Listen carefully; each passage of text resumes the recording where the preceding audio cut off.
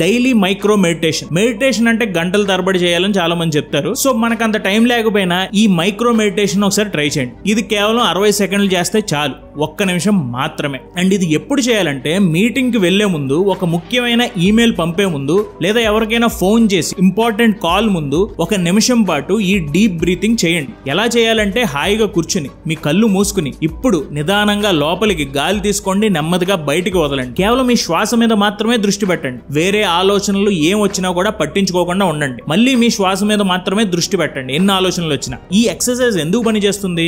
కేవలం 1 నిమిషం ఇలా శ్వాస మీద మీరు ధ్యాస పెడితే అది మన మెదడుని చాలా ప్రభావితం చేస్తుంది, చాలా ఇంపాక్ట్ చేస్తుంది. ఇది మెంటల్ ఫాగ్, మెదడులో ఆలోచనలు, గందరగోళం ఇలాంటివన్నిటిని తగ్గిస్తుంది, మెదడుని క్లియర్ చేస్తుంది. అలాగే హార్వర్డ్ యూనివర్సిటీలో పరిశోధకులు చేసిన స్టడీస్ ప్రకారం కొద్దిసేపు మెడిటేషన్ చేసినా కూడా దాని ప్రభావం చాలా ఉంటుంది.